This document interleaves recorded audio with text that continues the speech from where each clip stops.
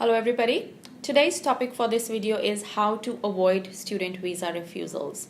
So today we are going to discuss three different scenarios and I'm going to give you some tips on how to avoid student visa refusals. So the first scenario we are going to discuss is that if you're already here on a student visa and for some reason you could not finish your studies, maybe because you changed your course or you deferred a semester and you need to lodge a new student visa. So many students call it a student visa extension, but it's actually lodging a brand new visa altogether. But the only difference is that you're already here in Australia on a student visa. And the second scenario that I want to discuss today is that if you're here on a 485 visa, which is the TR visa or the temporary graduate visa, and you want to go back on a student visa.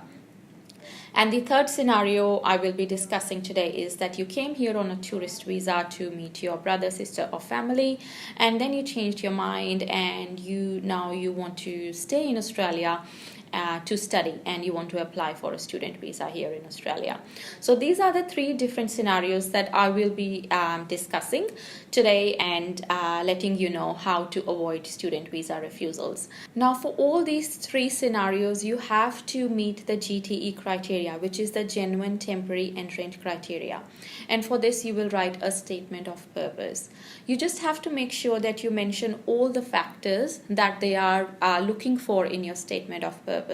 They want to know the economic circumstances in your home country, because you might say to them, if I do this course, I will get a job in my home country for this much remuneration. So make sure you do a lot of research and attach all that research with your statement of purpose. For example, you may have some job sites in your home country. You may want to, print out how many jobs are listed in the occupation that you're studying and what kind of remuneration are they offering.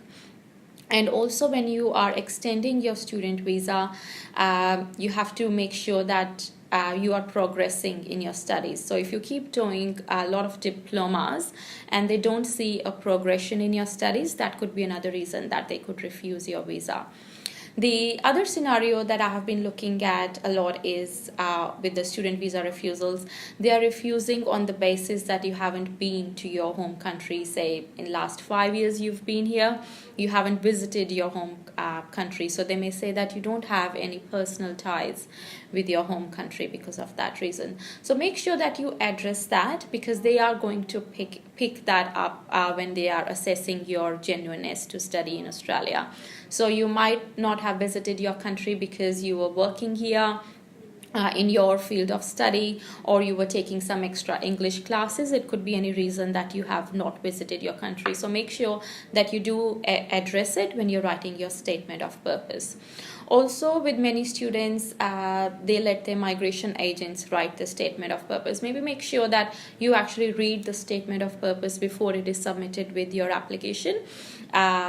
Because I don't want to say that too much, but some migration agents, they do copy and paste the statement of purpose for a lot of students, and they only change a little bit of detail, and the case officers are aware of this and they may refuse your visa based on that.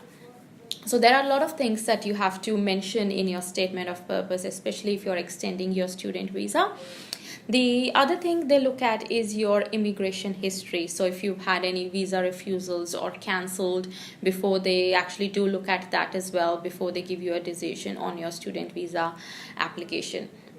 So make sure that you are putting a lot of research about your future goals and about why you're doing this course and what advantage it's gonna bring to you once you have finished this course. And also do mention that why you're not doing this particular course in your home country, because the same course might be available in your home country and you could do it over there as well. So you have to mention that why you haven't chosen your own home country to do this course. So these are the few things that you can add in your statement of purpose and to avoid the student visa refusals when you're doing a student visa extension. Now the second scenario I want to talk about is that when you're here on a 485 visa and you want to go back on a student visa.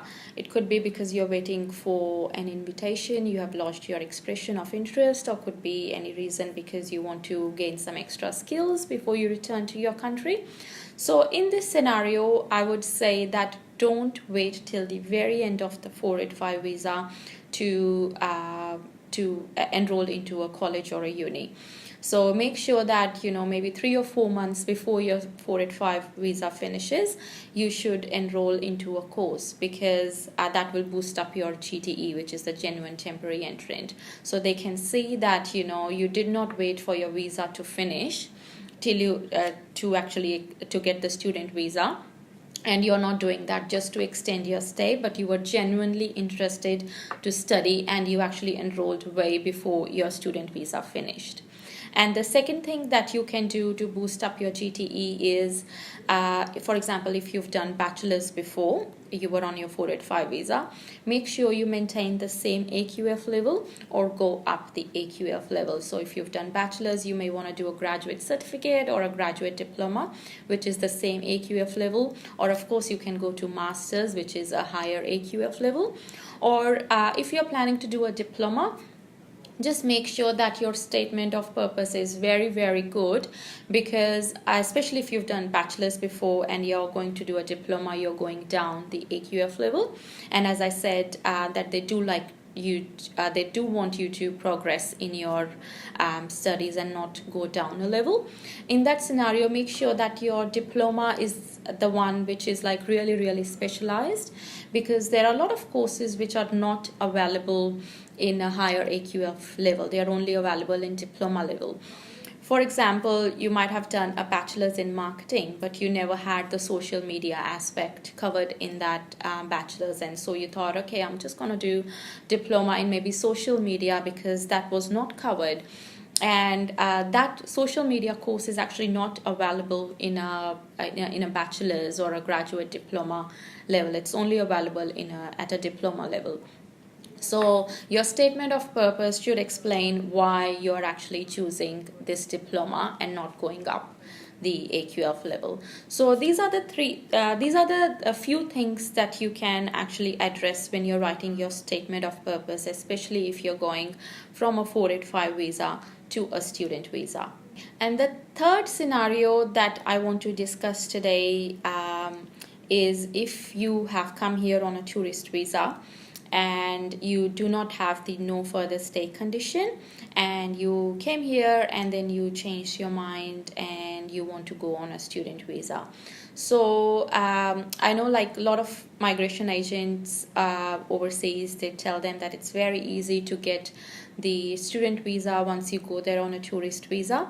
I would just want to say here that still you have to do proper planning, and still your statement of purpose should be really, really good, even though you've already got a tourist visa and now you're planning to go on a student visa.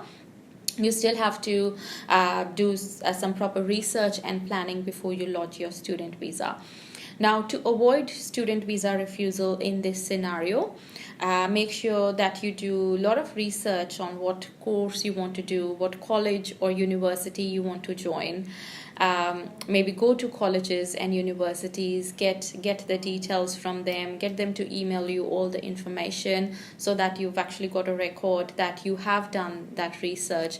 And also in the statement of purpose, do mention that you had no plans to do the student visa because you came here to do the touristy things, but then you went to these colleges and universities and then you changed your mind and you applied for the student visa. So the things to avoid in this scenario is that when you come here on a tourist visa, do not lodge your student visa straight away. Do proper research, and only once you're happy with the course that you have picked up and the college or university you have picked up, only then lodge a student visa. Or even if normally the tourist visas are for 1 year with 3 months stay each time. So you may want to do your research in your first trip and then go back, maybe discuss with your parents, and then come back again on your second trip and then lodge your student visa application.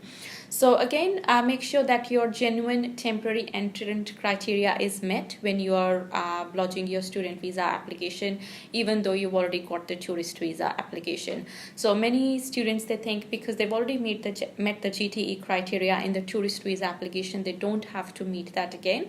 But still, they still have to meet all the GTE criteria and write a very, very good statement of purpose in order to get the student visa granted while they're on a tourist visa onshore. So I hope that this information was useful to you.